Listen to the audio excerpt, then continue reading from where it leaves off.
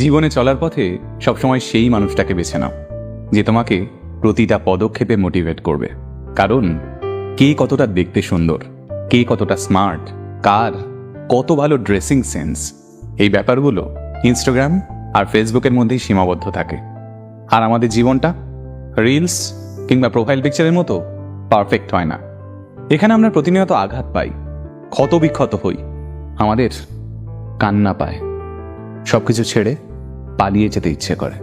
এই যন্ত্রণার মুহূর্তগুলোয় আমাদের এমন একটা মানুষের দরকার পড়ে যে আমাদের পাশে বসে আমাদের মাথায় হাত রেখে বলবে, কিচ্ছু হবে না, তুমি পারবে, আমার তোমার উপর বিশ্বাস আছে, তুমি ঠিক ঘুরে দাঁড়াবে।